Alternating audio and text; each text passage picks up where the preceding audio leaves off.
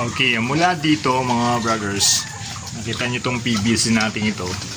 Mula diyan hanggang dun sa pinaka check valve nya, nandun yung pinakasaraduhan na yan, itong PVC nito, yung hose natin. Then sa pag diretso niya, nandun po yung aking nipple drinker. Yung nipple drinker na yan, yan yung benefits ng ating pag-aalaga sa ating mga alagang partner. Siyempre, number one, importante na meron tayong nipple drinker dun sa ating mga kulungan para sa ating mga partners.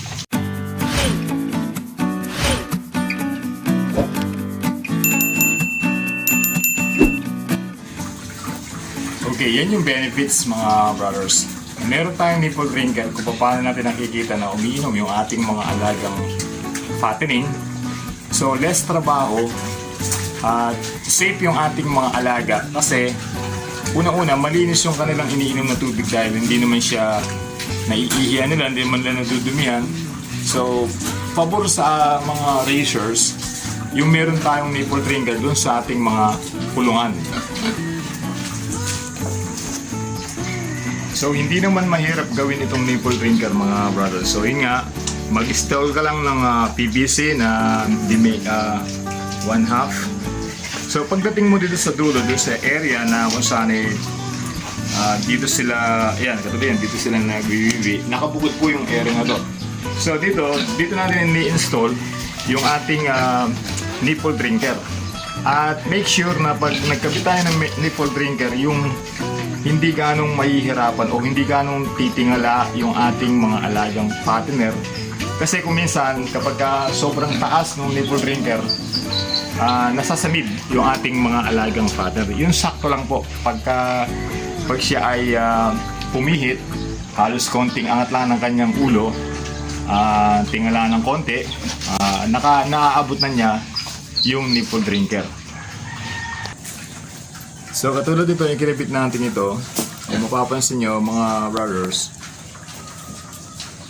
2 piraso to. So sobrang tong nipple drinker to na 2 piraso para sa 7 nating fattener. So ayan, make sure nyo lang na matibay yung ating pagkakakabit.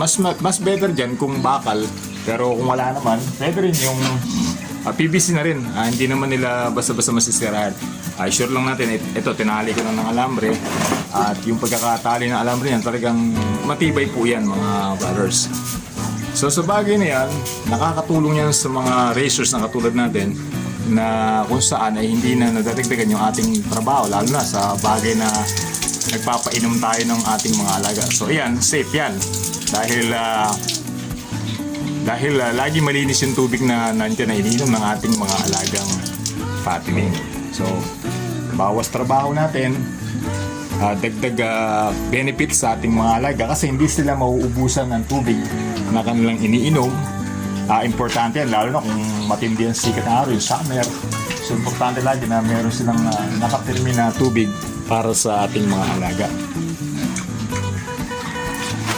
So, ganun lang mga brothers. Mag-install kayo ng ito, 2 piraso yan. Mura lang naman po itong ating nipple drinker.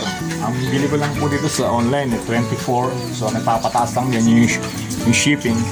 Pero mas maganda niya, bili kayo ng marami. At least kung makabili kayo ng 10, 240. So isang shipping lang yan. At reserve na lang ninyo yung iba yung sobra nun mga brothers. Matagal naman po siyang gamitin. Halos nagagamit natin ng maayos. Katulad niyan, malaking advantage sa ating mga nag-aalaga. Yun tayo ay meron nipple drinker. Katulad po niyan, kanya po mga brothers, yung size nung dating nung ating yung sukat ng pag-inom ng ating mga fatteners. Hindi siya ganong tingalang-tingala. Hindi ganong taas na taas yung kanyang yung kanyang ulo para pag-inom niya dun sa nipple drinker. So sakto lang mga brothers. Okay, itong ating mga fattener na to, katulad nga nung isa kong vlog, 45 days na lang ngayon. Ilang araw na lang po sila siguro po. So ngayon ay November 21. So meron na lang po tayong 9 plus 15. De 20, ano po, tama po ba? 24 days. So tapos, so yun. by December 15 po, mag-release na tayo ng ating mga partners po. So yun lang mga brothers, at sana po nabigyan ko po kayo ng konting idea sa ating pag-aalaga, lalo na po pagkakabit natin ng nipple drinker. Madali lang po ito mga brothers. Make sure lang itong ating ikakabit na to, lagyan natin ng teflon para hindi siya kasi po medyo maluwag yan. Ngayon yung teflon ang magpapasikip sa kanya at yun ang magbibigay lalo ng Huwag naman natin pakakahigpitan kasi po yung pinakadulo nitong nipple drinker na to, tatama yan dito sa may pinaka-elbow natin. So, maitutulak niya. Baka po hindi pa kinakagat ng ating mga alagang partner, tumutulo na po siya. Nagkakaroon po siya ng patak-patak na gano'n. So, yung sure lang na hindi siya maluwag, hindi naman siya gano'ng mahigpit. Kaya yung sigurado lang na sakto yung ating kabit. Okay, yun lang mga brothers. Maraming salamat po sa inyo at subscribe niyo po ang ating channel. My brother is not a pig.